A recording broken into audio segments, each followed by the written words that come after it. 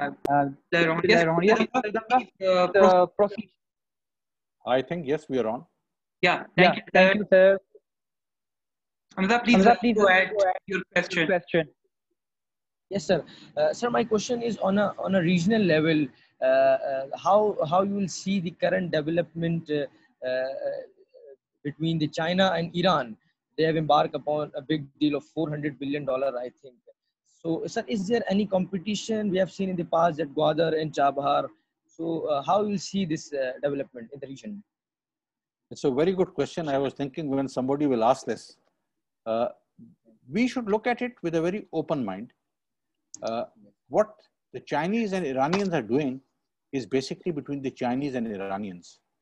Unfortunately, in Pakistan, everybody thinks that if China is doing something, it is also based for Pakistan also. No, the Chinese are looking at Iran with their own eyes, with their own OBOR as it has to go.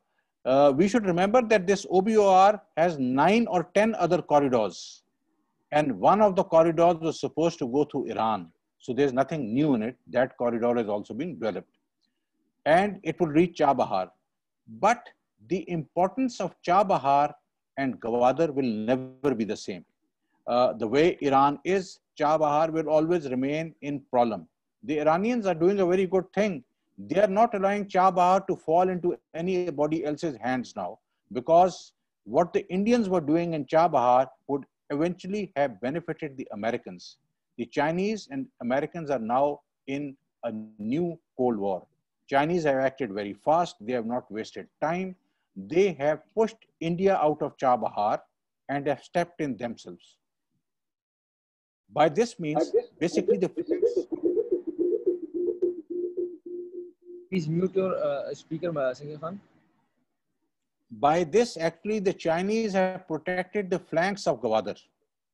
Now, Chabahar cannot interfere with Gwadar in the manner that it can disturb it too much.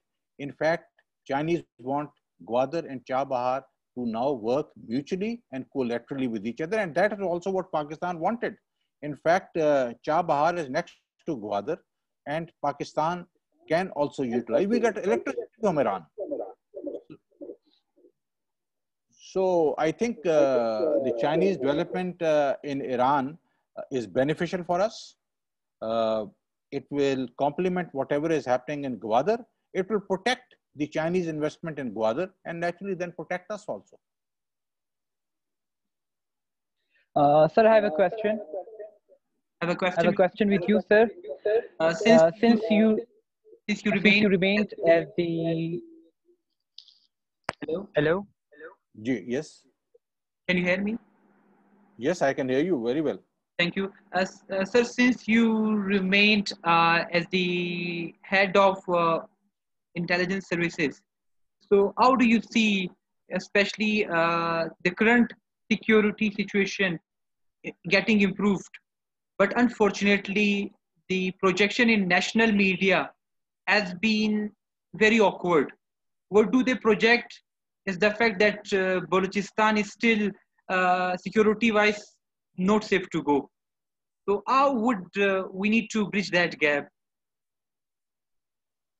Actually, whatever the media is putting about the security situation in Balochistan, a lot of it is exaggerated to a lot of extent.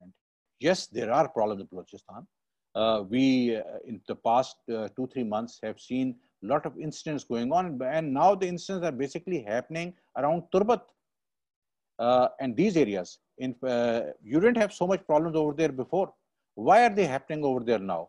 They're happening because Gwadar is in the vicinity. And the media needs to understand what is happening. When they try to project as if Balochistan is very bad security-wise, they should look in the region themselves. What is happening around in the other countries? Compared to that, Balochistan seems pretty peaceful. And also Pakistan is put in a very robust security infrastructure now in Balochistan. You have a lot of army elements to protect the investment in CPEC. You have the frontier corps north and south of Balochistan operating all across. The Frontier Corps South, which has been raised not so recently, which has been raised recently, in fact, Frontier Corps South looks after the coastal areas from Turbat down. I am sure that the security situation in Balochistan will further improve. But as the Balochistan situation improves, our adversaries will try to disturb the security situation also, when we should be prepared for it. It will happen and we'll cater for it. I'm sure we are very well focused on that. And that is why it is very important, as I said, have all of Balochistan as A areas so that you have a robust police structure functioning in all the districts of Balochistan, which will further help your security situation. Sir, thank you so much. Now Now I'd like to take take key takeaways of takeaways today's of today's webinar. webinar. Honorable General Saab talked about with the geostrategic geostrategic perspective perspective of of Balochistan. as As Balochistan Balochistan is is blessed with resources, resources, it it constitutes constitutes around 44% of total area of Pakistan. This So this area, area, has has this significant role regional in regional politics. politics. What we What actually we need actually is the fact Balochistan, we Balochistan, we need to improve improve our our governance. governance. For that For that we need political political will.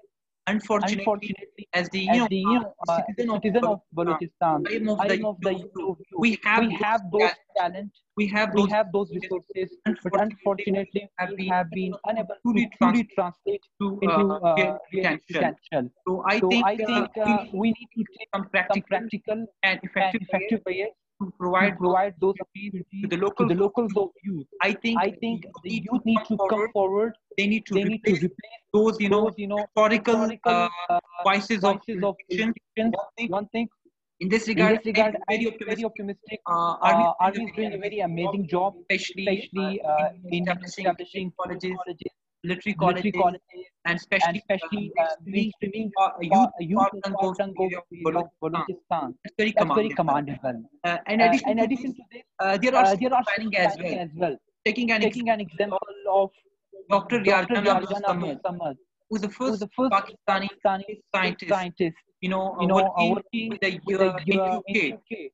So I So think I think we have those we have those potential. potential. We need to We need provide to those provide those platform to our to youth. our youth. And And that that I I would would like like to to my my gratitude to gratitude to our our guest speaker speaker who who took out took out time, this time, and and we hope in future in future be joining joining and and taking taking invaluable. invaluable views. Thank you so Thank much. you so much, sir. Thank you so much. Bundle of thanks. Bundle of thanks.